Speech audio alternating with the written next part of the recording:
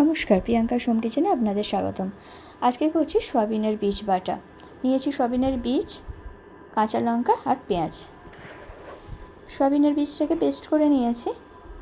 কড়াই বসিয়ে দিয়েছি, এর মধ্যে সর্ষের তেল দিয়ে দিলাম। সর্ষের তেলটা গরম হলে পেঁয়াজগুলো দিয়ে দিলাম। পেঁয়াজগুলো ভাজার জন্য ওয়েট করব। পেঁয়াজগুলো ভাজা হয়ে গেছে, এর মধ্যে বেটে রাখা সয়াবিনটা দিয়ে দিলাম। সয়াবিনের বীজটা দিলাম, পরিমাণ মতন নুন,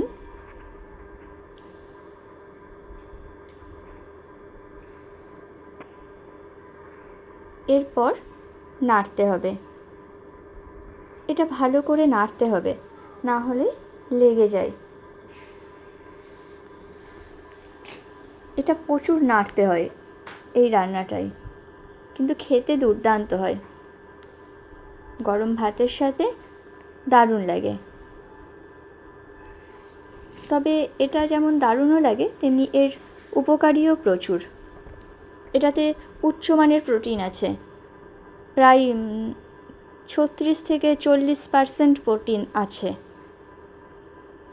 এটা শরীরের বৃদ্ধি, পেশি গঠন, টিস্যু মেরামতেও সাহায্য করে। আবার এটাতে রয়েছে স্বাস্থ্যকর চর্বি। এতে ওমেগা 3 ও ওমেগা 6 ফ্যাটি অ্যাসিড থাকে। হার্টও ভালো রাখে। এতে ভিটামিন, খনিজ যেমন iron, calcium, magnesium, potassium, phosphorus, vitamin B complex, folate এগুলো থাকে। আবার এতে ফাইবারও আছে। ফাইবার আছে বলে এটাতে হজম হয় ভালো, কোষ্ঠকাঠিন্য কমায়, আবার অনেকক্ষণ পেটও ভর্তি রাখে। এটা যদি নিয়মিত খাওয়া যায়, এটাই খারাপ যে কোলেস্টেরল আছে সেটা কমাতে এটা সাহায্য করে। এটা ডায়াবেটিসেও খুব উপকার।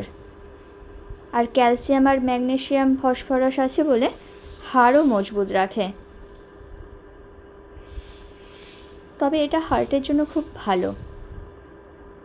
এটা ছোট বড় সবাই খেতে পারে।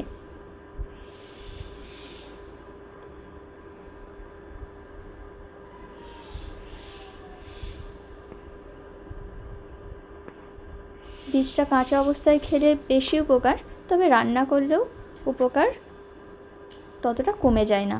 আমার মোটামুটি রেডি হয়ে গেছে এটা। এরপর নামিয়ে নিচ্ছি।